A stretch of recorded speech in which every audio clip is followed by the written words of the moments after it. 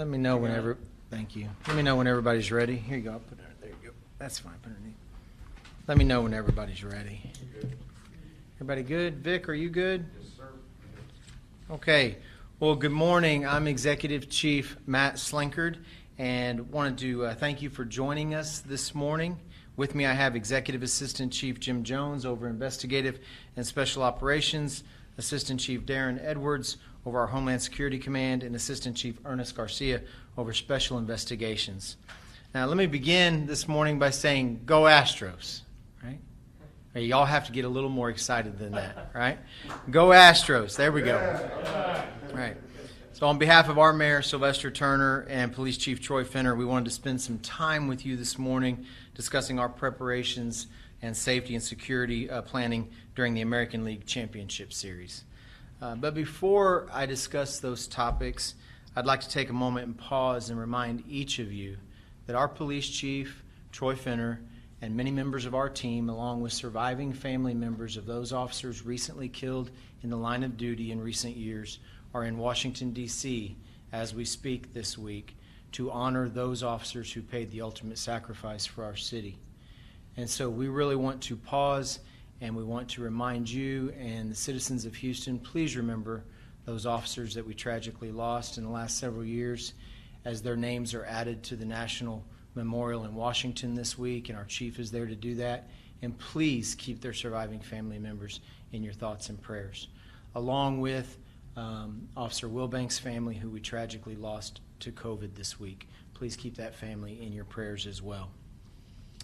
Moving on from that topic, now let's get back to the Astros for this week as we begin the American League Championship Series. And we've been here before, right? I think in 2017, right before the World Series, I stood here with many of you and talked about our preparations for that event, which was coming right after Super Bowl and everything else that we had dealt with in that busy year. But the Houston Police Department is working diligently with our law enforcement partners to staff the upcoming 2021 ALCS to ensure the safety of baseball fans who will be attending, and all of those that will be attending inside the event, the Minute Maid Park, and then ancillary events throughout our city. And we'll talk about those in a minute. We will have the necessary law enforcement personnel on hand and out there to mitigate threats to the public and keep the public safe, and also to help those that are conducting business and all of our citizens go about their normal activities with very little interruption. Now, this is the 5th year in a row the Astros are competing in the postseason, and with this experience, along with many other special events that we've hosted in our city, right? The annual marathon, several Super Bowls, World Series before, most of the major events that we host in our city have prepared us very well over the years and over the decades to be a city that is used to responding to large-scale major events, and we do it very well and have a stellar reputation in responding and keeping those events safe and secure, and we will do the same for this event. What we've learned from those past events is that oftentimes it's not just the event itself that can pose some challenges to us for public safety, but it's the ancillary events. It's maybe the watch parties that come up. It's the increased traffic and mobility issues. Those are the things that we will also be focused on, not just in the footprint of the stadium, but all of those things that could potentially be issues for us in the nearly 700 square miles that the Houston Police Department patrols. And so we will definitely have officers on hand throughout our city for various ancillary events that always follow a big sporting event like this. To mitigate mobility issues and to properly manage large crowds, we have been working diligently with our public safety partners. That includes all of our local partners, to include Metro, Harris County Sheriff's Department, Houston Fire Department, to make sure that we are well equipped and well prepared for this event. We also work closely with Mayor Turner's Office of Special Events and Director Susan Christian on any major event in the city of Houston, and that's part of our normal preparation and planning process. Our threat evaluation and intelligence sharing is much more robust today than it was in decades past with our partners, and we take that relationship very seriously, and we prioritize those relationships so that we can leverage the limited resources that we all have to keep the public safe. Also, when you look at major events in the city of Houston, unlike 2005 or 2004, right, when we did Super Bowl and then World Series, things have changed a little bit, and the increase in technology also benefits us and benefits the citizens. It helps us in our public safety efforts, but it also helps communicate out to the public things they need to know, right, to enjoy the event, keep themselves safe. And so those social media platforms will be very prevalent to inform citizens on issues pertaining to public safety, transportation, mobility, etc. Now, the Houston Police Department, as I've mentioned, is well positioned and prepared to be great public safety partners and hosts for this year's ALCS. We have a stellar reputation, like I mentioned, for hosting events like this in a successful manner and taking into account the needs of all stakeholders. And we look forward to doing that once again and shining along with the Astros during this postseason run. I won't discuss actual staffing numbers when it comes to public safety personnel for security and tactical reasons, but keep in mind we will have plenty of resources out there during every game of this series, and we will have resources both seen and unseen to make sure that we keep the public safe. It's also critical, and I've said this many times in preparation for special events, it's also critical that we have the community help us and be a force multiplier for us. It's very critical that if you see something, you say something. I cannot emphasize that enough. If you see something, say something. That will help law enforcement be informed of what's going on and all of our public safety partners to make sure that we can have the safest environment possible. I would ask that everybody celebrate responsibly, and please remember, we cannot say it enough, do not drink and drive. We are sharing the roadway with everyone.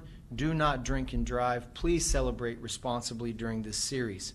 I would also ask, and I've done this before, I would ask that you pack 2 things with you if you're going out to enjoy the series, you're going out to enjoy the game, you're going to a watch party, you're going to be in and around downtown or the events. I would ask that you pack 2 things. I would ask that you pack your pride for our Astros, and I would ask that you pack your patience. It might take a little bit longer to get where you're going. That's okay. This is baseball. Let's have a good time. These are the good things in life, right? This is something we can all be excited about and have a smile on our face. Let's enjoy it. And let's enjoy it by being courteous to our neighbors. Let's enjoy it by being very patient if it takes a little bit longer to get where you're going. Everybody please be a little bit understanding and know that we're doing our best to keep everybody safe, keep traffic moving, and all of those things to help our city enjoy this event. So we stand ready at the Houston Police Department to support Mayor Turner and his team in being great hosts for this year's ALCS. So lastly, on some details, let me talk to you about road closures. You'll also be able to take some screenshots up here for you. And I'm sure we can put something out on social media today as well. But road closures for the ALCS surrounding Minute Maid Park.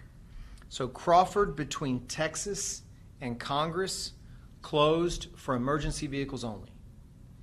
Crawford between Texas and Congress closed for emergency vehicles only. Congress between Hamilton and Crawford restricted to 2 lanes. Congress between Hamilton and Crawford restricted to 2 lanes. Texas between Congress and Hamilton restricted to 2 lanes before and during the game. Texas completely shut down post-game between LaBranch and Hamilton. Texas completely shut down during post-game between LaBranch and Hamilton. And Preston closed between LaBranch and Crawford. Preston closed between LaBranch and Crawford. So these streets will continue to be impacted throughout the remainder of the 2021 postseason. And as we move further into the series and as we move into the next phase, right, a World Series, and then obviously we will have updates on road closures, things like that throughout our city. And so with that, I'll yield and open it up to any questions that you have. And I'll also ask Chief Garcia when we conclude to give some of these updates in Spanish as well. So any questions that you all have?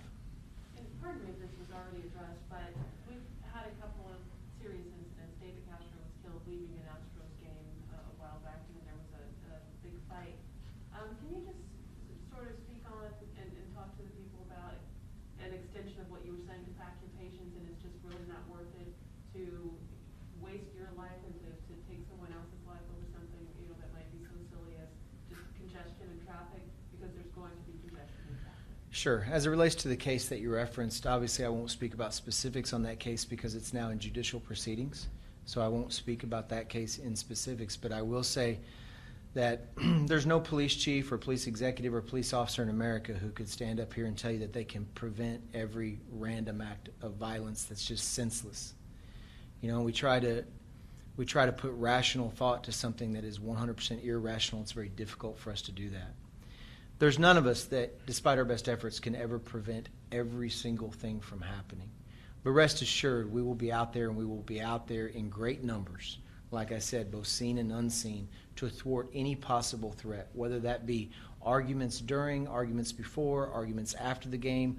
We are going to be out there doing our very best to make sure that we keep everybody safe, we keep the citizens safe. The last thing we want is any tragic, senseless, avoidable crime to affect anybody in our city. So we're going to do our very best to make sure that we don't face that.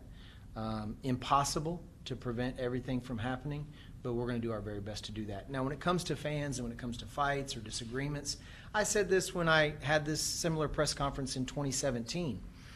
You know, hospitality goes a long way. And I think in Texas, we understand that. And I think in Texas, we're going to be great neighbors. We're going to understand that there's something that's inherently good about some sports rivalry. There's something inherently good about rooting for your team and your heroes. And that's a good thing.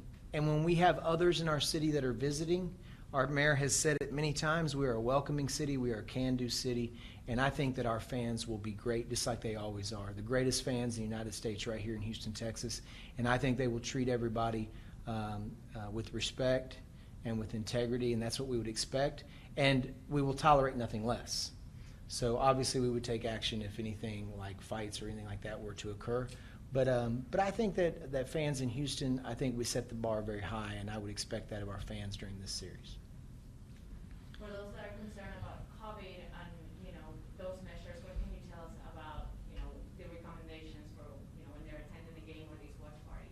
Well, that's obviously for the Astros organization to answer regarding what their protocols are. If citizens have any questions about any particular protocols they have in place regarding COVID or the pandemic, then they would need to go to the Astros site, check, you know, regarding their tickets, et cetera, and all of those things. And so that would be completely under their purview as it relates to their protocols for the game. And for the pre-game and post-game traffic and road closures, can you give us like some timeline or some hours that you're going to start?